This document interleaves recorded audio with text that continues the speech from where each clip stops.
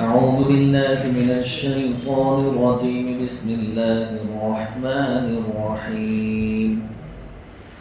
من كان يريد الحياة الدنيا وزينتها نوفي إليهم أعمالهم فيها وهم فيها لا يبخسون. أولئك الذين ليس لهم في الآخرة إلا النار وحبط ما صنعوا فيها وباطل ما كانوا يعملون. أفمن كان على بينة من ربه ويتلوه شاهد منه ومن قبله كتاب موسى إماما ورحمة أولئك يؤمنون به ومن يكفر به من الأحزاب فالنار موعده فلا تك في مرية منه إنه الحق من ربك ولكن أكثر الناس لا يؤمنون.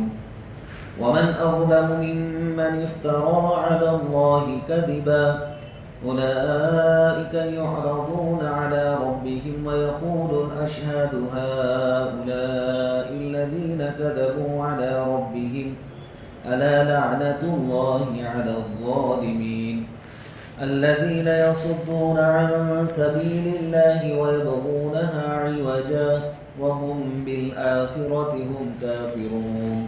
صدق الله العظيم. سورہ ہود کی آیت نمبر 15 سے 19 تک کی تلاوت کی گئی ہے. پہلی آیت کا ترجمہ یہ ہے: جو دنیاوی زندگی چاہے گا اور اس کی زینت، تو ہم ان کو ان کے اعمال کا دنیا میں پورا بدلہ دے دیں گے اور ان کے لیے اس میں کمی نہیں کی جائے گی. ان لوگوں کے لیے آخرت میں سوائے جہنم کے کچھ نہیں ہوگا اور بیکار ہو جائیں گے وہ عمل جو انہوں نے دنیا میں کیے اور باطل ہوں گے وہ جو وہ کرتے تھے.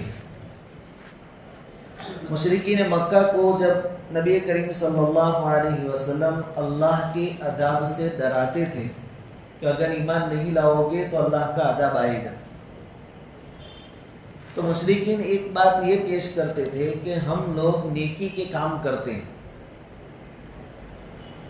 پہلے ہی سے حاجیوں کو زمزم پلانے کی جو باری ہوتی تھی وہ ان کے ہاتھ میں تھی، قریش کے ہاتھ میں. حاجیوں کو زمزم وہ پلاتے تھے. قرآن نے اس کو دوسری جگہ بیان کیا ہے: اجعلتم سقایۃ الحاج وامارۃ المسجد الحرام کمن آمن باللہ والیوم الآخر. تو ایک تو یہ اچھا کام وہ کرتے تھے کہ حاجیوں کی خدمت کرتے تھے، دوسرا کہ صلہ رحمی کرتے تھے یعنی رشتے ناطے نبھاتے تھے. تیسری بات یہ کہ چونکہ ویپاری لوگ تھے، تاجر لوگ تھے، تو خیر خیرات بھی کیا کرتے تھے، غریبوں کو ضرورت مندوں کو دیتے تھے. تو مشرکین یوں کہنے لگے کہ جب ہم اتنے اچھے کام کرتے ہیں تو پھر اللہ ہم کو عذاب کیسے دیں گے؟ اللہ رب العزت فرماتے ہیں کہ تم یہ جو کام کرتے ہو وہ آخرت کے واسطے نہیں ہے، کیونکہ آخرت پر تو ان کا یقین ہی نہیں ہے. تم تو یہ اچھے کام کے ذریعے دنیا میں اچھائی چاہتے ہو کہ بھائی خیر خیرات کریں تو لوگوں میں ہم سخی ہیں، ایسی باتیں پھیلے سب جگہ پر، ہم اچھے لوگ ہیں، لوگ ایسی چرچا کریں. حاجیوں کی خدمت کرتے ہیں تو لوگ واہ واہ کریں. آخرت پر تو تمہارا یقین ہی نہیں ہے. اور جب دنیا ہی تم لوگ چاہتے ہو تو اللہ تعالیٰ نے اپنا اصول اور قانون یہاں بیان فرمایا کہ جو کوئی اچھے اعمال کے ذریعے دنیا چاہے گا تو ہم دنیا میں اس کے اچھے اعمال کا پورا بدلہ ان کو دے دیں گے دنیا میں. آخرت میں پھر ان کے لیے کچھ نہیں ہوگا. مفسرین فرماتے ہیں کہ آیت کافروں کے بارے میں ہے. بعض دوسرے مفسرین کی رائے یہ ہے کہ یہ ان مسلمانوں کے بارے میں ہے جو مسلمان بھی اچھے کام کے ذریعے دنیا چاہتے تھے. کسی کو ریاکاری کسی کی نیت میں تھی کہ میں اچھا کام کروں تو لوگ میرے نام کا چرچا کریں، مجھے بڑا آدمی کہیں، ان کے لیے کہ اگر اس نیت سے کام کیے ہیں تو آخرت میں کوئی فائدہ نہیں ہو. لیکن کوئی بھی اچھا کام کرے گا اللہ تعالیٰ اس کا بدلہ ضرور دیتے ہیں، دنیا میں تو دنیا میں، لیکن بدلہ دیا جائے گا. تو کافر جب اچھے کام کرتے ہیں دنیا میں تو اللہ ان کے اچھے اعمال کا بدلہ دنیا میں کبھی تندرستی کے ذریعے دے دیتے ہیں کہ وہ بیمار نہیں ہوتے، کبھی ان کو مال دے دیتے ہیں، وہ بہت مالدار ہوتے ہیں، کبھی ان کے اولاد میں اللہ تعالیٰ برکت دے دیتے ہیں، کاروبار میں برکت دے دیتے ہیں. یہ ان کے اچھے اعمال کا بدلہ. لوگوں میں عزت اللہ تعالیٰ دے دیتے ہیں، اچھے اعمال کا بدلہ ان کو یہاں دنیا میں دیا جاتا ہے. ایسا نہیں کہ وہ کافر ہے تو اچھے اعمال کا بدلہ نہیں ملے گا، یہاں مل جاتا ہے. لیکن اللہ تعالیٰ فرماتے ہیں کہ آخرت میں ان کو کوئی اچھے اعمال کا بدلہ نہیں ملے گا، کیونکہ آخرت میں تو ایمان شرط ہے اور ان کے پاس ایمان نہیں ہے. اسی طرح وہ لوگ جو مسلمان ہیں لیکن وہ بھی اپنے اعمال کے ذریعے دنیا چاہتے ہیں، شہرت، نام و نمود چاہتے ہیں، ان کے لیے بھی مفسرین فرماتے ہیں کہ آیت کریمہ یہ ہے ان کے لیے، اور ان کو بھی ڈرنا چاہیے کہ اگر وہ دنیا میں کچھ چاہتے ہیں تو اللہ تعالیٰ دنیا میں دے بھی دیں گے. شہرت چاہیے اچھے اعمال کے بدلے میں اللہ شہرت دے دیں گے، لوگوں میں چرچا ہوگا تھوڑے دنوں تک، لیکن آخرت میں پہلے ان کو جہنم میں ڈالا جائے گا. اب چونکہ مسلمان ہیں تو کسی نہ کسی وقت پھر جہنم سے نکالے جائیں گے، لیکن ان کی بری نیتوں کی وجہ سے پہلے ان کو جہنم میں جانا پڑے گا. اس لیے خلاصہ یہ کہ آدمی اچھے اعمال کے ذریعے اللہ تعالیٰ سے دنیا بھی مانگے اور آخرت بھی مانگے. اس لیے اللہ تعالیٰ نے ہم کو دعا فرمائی، دعا سکھائی اللہ تعالیٰ نے، ربنا آتنا فی الدنیا حسنہ وفی الآخرۃ حسنہ وقنا عذاب النار، کہ اللہ دنیا میں بھی ہمیں بھلائی عطا فرما اور آخرت میں بھی ہمیں بھلائی عطا فرما. تو یہ اللہ تعالیٰ کا اصول ہے. کوئی بھی اچھا کام کرے گا تو اگر وہ کافر ہے، آخرت پر اس کا یقین نہیں ہے، تو دنیا میں اس کا بدلہ مل جائے گا، اور اگر آخرت کی نیت سے کریں گے تو آخرت میں تو اس کا ثواب ملے گا ہی ملے گا. دنیا میں بھی اللہ بہت سی مرتبہ اس کا بدلہ عطا فرما دیتے ہیں. اور یہی وہ بات ہے جو نبی کریم صلی اللہ علیہ وسلم نے حدیث مبارک میں بیان فرمائی، انما الاعمال بالنیات، کہ تمام اعمال کا دار و مدار نیتوں پر ہے. جس کی نیت جو ہوگی اس کے مطابق اللہ رب العزت فیصلہ فرمائیں گے. اللہ تعالیٰ آگے فرماتے ہیں اولئک الذین لیس لہم فی الآخرۃ الا النار، یہ وہ لوگ ہیں کہ آخرت میں ان کے لیے سوائے دوزخ کے کچھ بھی نہیں ہے، جو صرف دنیا مانگتے ہیں ان کے لیے. وحبط ما صنعوا فیہا، اور بیکار ہو جائیں گے وہ اعمال جو انہوں نے کیے تھے دنیا میں. وباطل ما كانوا يعملون، اور باطل ہوں گے وہ جو عمل وہ کیا کرتے تھے، آخرت میں اس کا کوئی فائدہ. اب ایک اشکال سوال یہ ہو سکتا ہے کہ بہت سارے لوگ دنیا میں دنیا کمانے کی غرض سے بھی اچھے اعمال کرتے ہیں، دنیا ان کا ٹارگٹ ہوتی ہے کہ دنیا چاہیے بس، اور جو کچھ مل رہا ہو دنیا میں مل جائے، اس کے باوجود ان کو نہیں ملتا ہے. محنتوں کے باوجود کئی لوگ ایسے ہیں کہ ان کو نہیں ملتا ہے. اور یہاں تو اللہ تعالیٰ فرماتے ہیں کہ ہم دیتے ہیں، یہاں کہتے ہیں دیتے ہیں اور بہت سو کو نہیں ملتا، یہ کیا بات ہے؟ تو اللہ تعالیٰ نے دوسری جگہ قرآن میں بیان فرمایا سورہ بنی اسرائیل میں، من کان یرید العاجلۃ عجلنا لہ فیہا ما نشاء لمن نرید ثم جعلنا لہ جہنم، کہ یہ جو ہم دے دیتے ہیں وہ بھی دو شرطوں کے ساتھ. دنیا میں جو ہم دے دیتے ہیں نقد، وہ دو شرطوں کے ساتھ. ایک تو لمن نرید، جس کو چاہے اسی کو، اور جس کو نہ چاہے اس کو نہیں ملے، اور جتنا ہم چاہے اتنا ملے گا. اللہ تعالیٰ فرماتا ہے کہ ایک تو ہم چاہیں تو ملے گا، اور جتنا ہم چاہیں اتنا ملے گا. کسی کی کوئی اجارہ داری اور کوئی زبردستی اللہ کے سامنے نہیں چلے گی. تو پھر یہ اشکال یہاں ختم ہو گیا کہ یہاں اللہ کا قانون چلتا ہے کہ وہ جو لوگ ہیں دنیا میں نام کمانے کی خاطر محنت کرتے ہیں لیکن دنیا بھی نہیں ملتی اور آخرت تو ملتی ہی نہیں ہے، تو کہا کہ اللہ تعالیٰ کا یہ اصول کام کرتا ہے کہ اللہ تعالیٰ چاہے تو ملے گا اور جتنا چاہے اتنا ملے گا، اللہ نہیں چاہے گا تو نہیں ملے گا.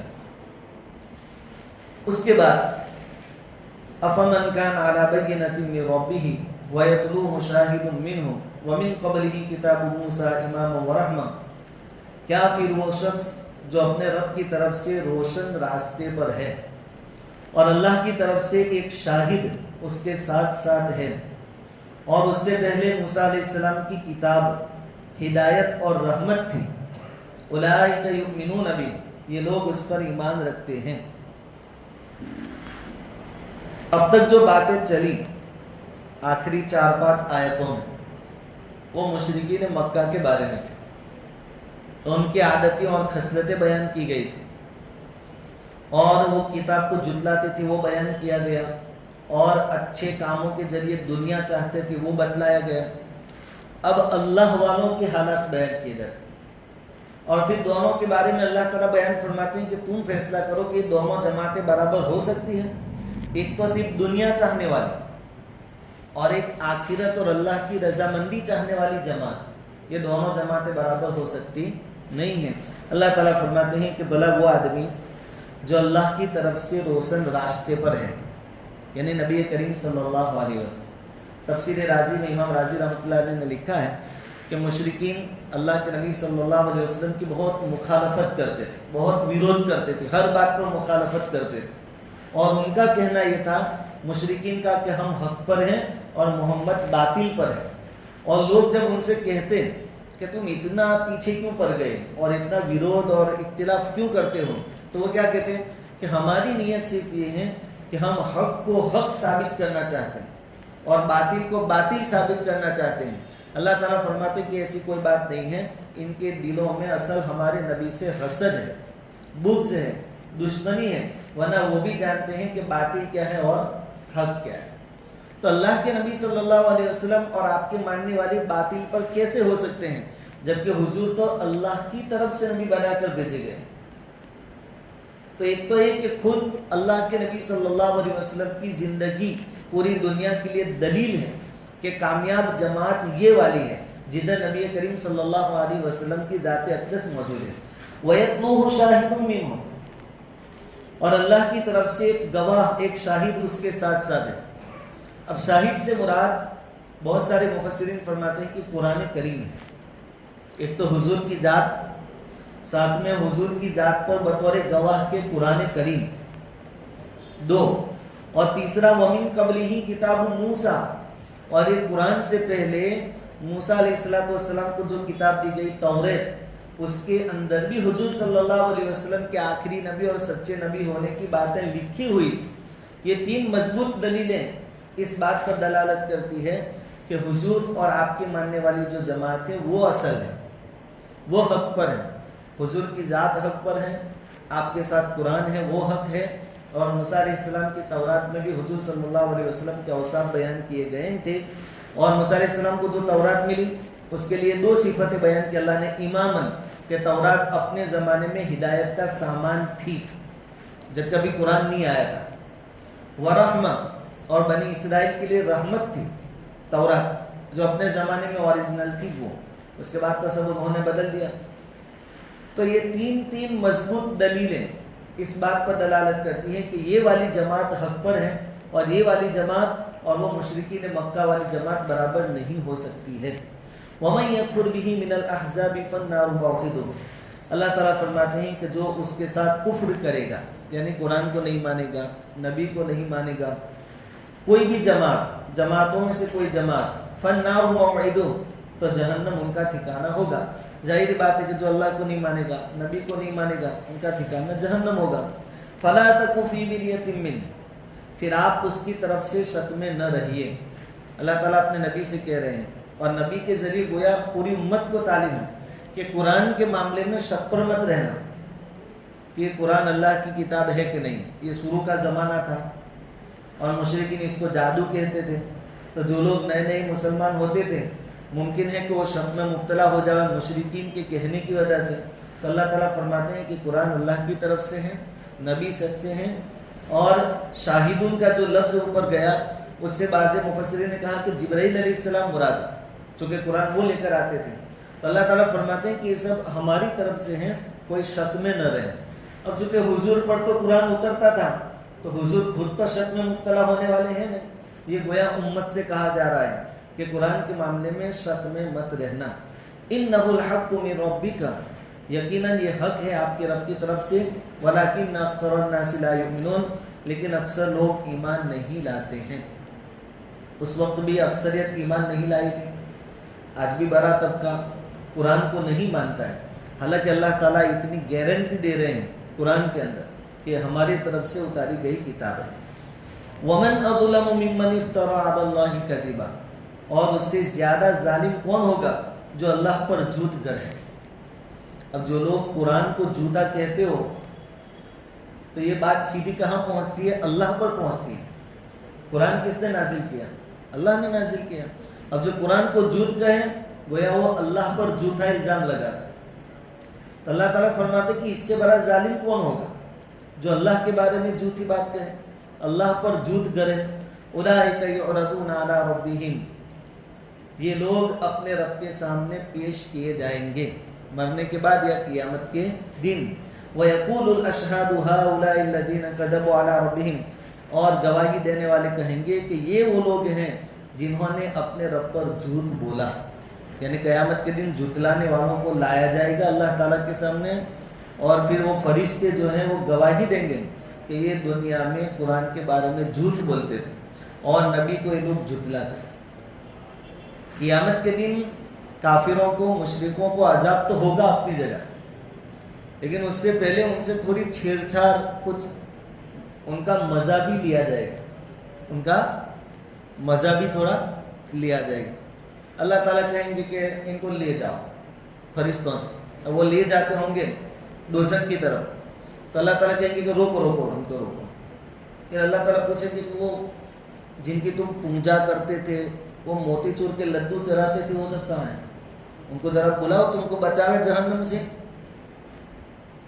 زبانی تکلیف بھی ان کو پہنچائی جائے گی. اللہ تعالیٰ کیا کہیں گے؟ کہاں ہے؟ دکھتے نہیں. اچھا، وہ دونوں پارٹی میں بھی لڑائی ہوگی. قرآن نے کئی جگہ پر بیان ہے. جن انسانوں کو انہوں نے معبود سمجھا اور ان کی پوجا کی، ان کو اور پوجنے والوں کو آمنے سامنے کیا جائے گا. تو جن کی پوجا کی تھی وہ کہیں گے کہ ہم تو جانتے بھی نہیں، انہوں نے ہماری پوجا نہیں کی.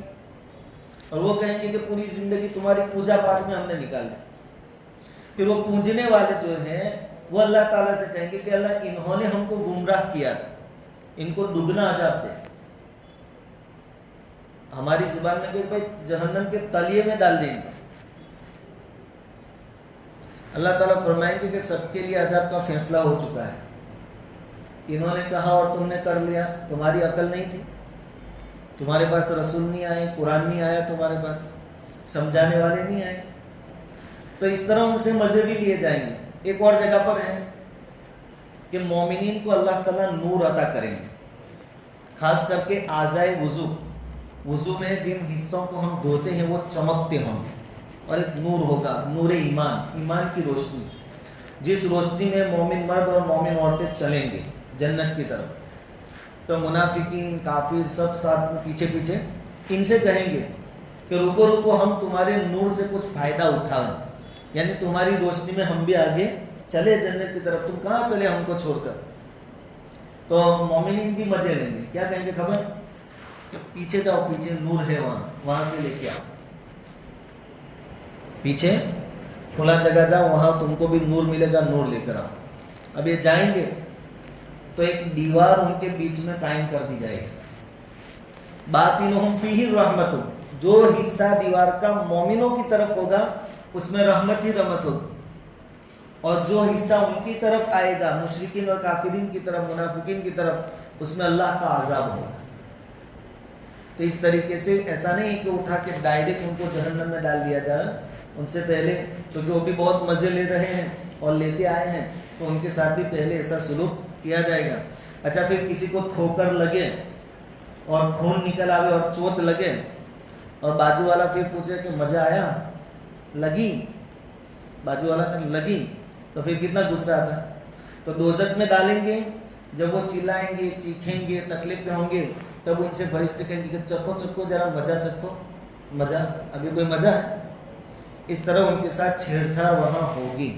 اللہ تعالیٰ فرماتے ہیں کہ یہ لوگ اللہ کے سامنے پیش کیے جائیں گے اور فرشتے اس وقت کہیں گے کہ یہ وہ لوگ ہیں جو اپنے رب پر جھوٹ بولتے تھے. الا سنو لعنت اللہ علی الظالمین، اللہ کی لعنت ہے ظالموں پر. اب واقعتاً جو آدمی عقل ہونے کے باوجود، نبی، کتاب، رسول، ماحول سب کچھ ہونے کے باوجود ایمان نہ لایا تو وہ آدمی ظالم ہے.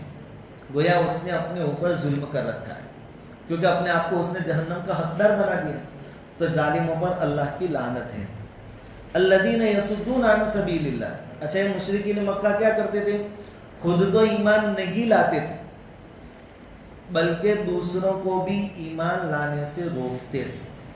الذین یصدون عن سبیل اللہ، کہ وہ ایسے ظالم تھے کہ دوسروں کو بھی، دوسرے لوگوں کو بھی ایمان میں داخل ہونے سے روکتے تھے. حیات الصحابہ میں یہ بات لکھی ہے کہ حضور صلی اللہ علیہ وسلم مکہ میں، یہ تو مکی صورت ہے، جب کسی کو دعوت دینے جاتے تو ان کے ساتھ یہ مشرکین جاتے اور زور زور سے چلاتے اور کہتے کہ یہ آدمی پاگل ہے، اس کی بات پر دھیان مت دینا. ہم جو واقعات پڑھتے ہیں وہ تو بہت تھوڑے پڑھتے ہیں. حیات الصحابہ میں چھوٹی چھوٹی باتیں بھی لکھی ہیں. کبھی حضور 2-5 ایسے بیٹھے تھے، ان کے پاس گئے، وہاں ہاتھا پائی ہو گئی، وہاں چوٹ لگی. بہت سارے واقعات ہیں حیات الصحابہ کے اندر. تو اس میں یہ بھی لکھا ہے کہ حضور جہاں بھی جاتے، بازار میں کسی کے پاس گئے، کسی سے ایمان کی بات کر رہے ہیں تو وہ بولتا کہ دیکھو میں بھی قریش کا ہوں، یہ بھی قریش کے ہیں، ان کا ٹھکانے پر نہیں ہے، یہ جھوٹے آدمی ہیں، ان کی بات مت ماننا. یعنی دوسروں کو بھی اس طریقے سے روکتے تھے. اور وہ بات ہم بارہا سنتے ہیں کہ حضور حج کے موقع کے انتظار میں رہتے تھے. مشرکین بھی حج کرتے تھے اپنے طریقے سے، بعض ننگے ہو کر طواف کرتے تھے اور کیا کیا طریقے اپناتے تھے وہ لوگ. تو حضور حج کے سیزن کے انتظار میں رہتے تھے کہ زیادہ سے زیادہ لوگ آوے تو میں ان کو دعوت. تو یہ لوگ راستوں پر اپنے آدمی بٹھا دیتے تھے کہ جو بھی آوے ان کو پہلے سے وارننگ مل جائے، متنبہ کر دیں کہ دیکھو مکہ میں داخل ہوتے ہی اگر محمد نام کا کوئی آدمی آپ کو ملے تو اس کی باتوں پر دھیان مت دینا. لیکن ایک کہاوت ہے، الانسان حریص فیما منع، کہ انسان کو جس چیز سے روکا جاتا ہے اس کو زیادہ طلب ہوتی ہے. تو جس کو بھی کہتے کہ محمد کی باتوں میں مت آنا، تو اس کو کیا ہوتا کہ چلو مانیں گے نہیں لیکن دیکھ تو لے کہ محمد ہے کون، اور ان کی طلب بڑھ جاتی تھی حضور کو دیکھنے کی اور ملنے کی. تو وہ سامنے سے پھر ڈھونڈنے نکل دیتے. تو وہ کون ہے جو نبوت کا جھوٹا دعویٰ کرتے ہیں اور اپنے آپ کو نبی کہتے ہیں اور سب سے الگ مذہب لے کر آئے، چلو ذرا دیکھ تو لیتے ہیں. اور ایسا کرتے کرتے بہت ساروں کی ایمان کی دولت مل جاتی تھی. تو اللہ تعالیٰ فرماتے ہیں کہ یہ تو ایسے ظالم ہیں کہ اللہ کے راستے سے دوسروں کو روکتے ہیں. وَيَبْغُونَهَا عِوَجًا، اور دین کے معاملات میں کجی یعنی ٹیڑھا پن تلاش کرتے ہیں. ہم اپنی زبان میں کہتے ہیں کہ بھائی کیڑے نکالتے ہیں.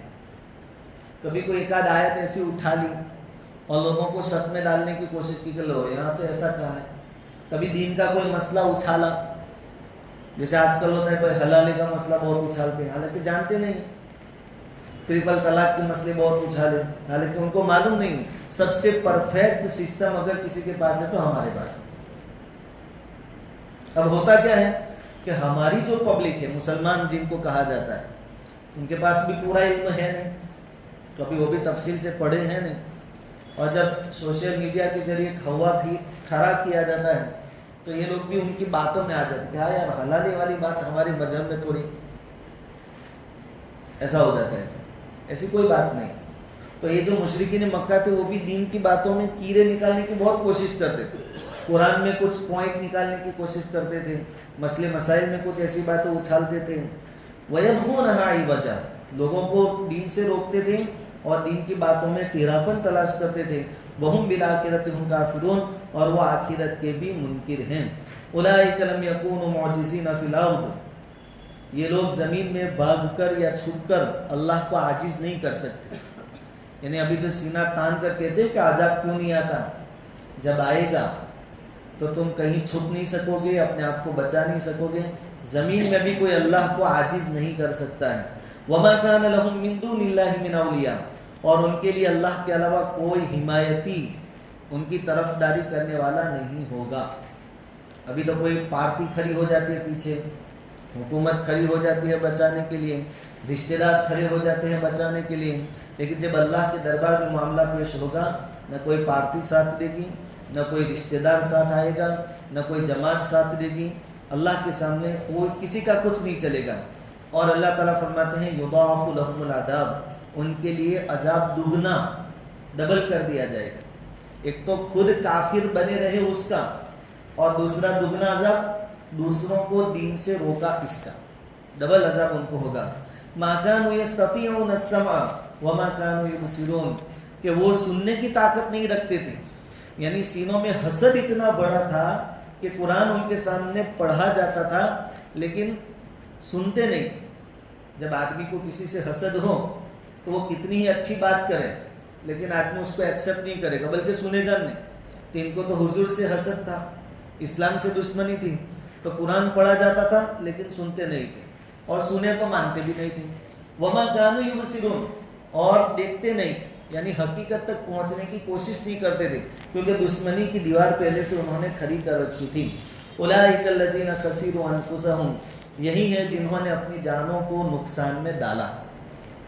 دنیا میں بھی ان کو تو عذاب ہوا کہ بدر میں مارے گئے، اور مکہ بھی پھر فتح ہو گیا مسلمانوں کے ہاتھوں، اور آخرت میں ان کے لیے جہنم ہے۔ وضل عنہم ما كانوا یفترون، اور ان سے کھو گئے وہ جو وہ گڑھا کرتے تھے، یعنی طرح طرح کے اپنے معبود جو بنا رکھے تھے، کوئی ان کے ساتھ کام نہیں آئے گا۔ لا جرم انہم فی الآخرۃ هم الاکثرون، اللہ تعالیٰ تاکید در تاکید کہہ رہے ہیں کہ یقیناً یہ آخرت میں سب سے زیادہ خسارہ والے لوگ ہیں۔ تو آج جتنے آیتیں پڑھی گئیں یہ اصل میں اتری ہے مکۃ المکرمہ میں، مشرکین مکہ کے سامنے اور شروع کے دور میں، اور ان کے اندر جو باتیں تھیں کہ خود بھی ایمان نہیں لاتے تھے، دوسرے لوگوں کو بھی ایمان سے روکتے تھے، قرآن میں اور شریعت میں کچھ کمی اور نقص نکالنے کے در پہ رہتے تھے۔ اللہ تعالیٰ نے ان کا انجام بھی بتا دیا، اور شروع کی 2 آیتوں میں اللہ تعالیٰ نے بتا دیا کہ یہ مشرکین والی جماعت اور حضور والی جماعت برابر نہیں ہو سکتی ہے، دونوں میں زمین آسمان کا فرق ہے۔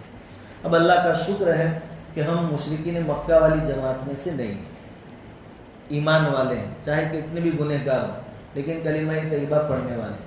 اللہ تعالیٰ سے دعا فرمائیں کہ جب تک زندہ رکھیں ایمان کی سلامتی کے ساتھ زندگی عطا فرمائیں، اور جس وقت ہمارے لیے موت کا فیصلہ فرمائیں ایمان والی اور اپنی رضامندی والی موت نصیب فرمائیں۔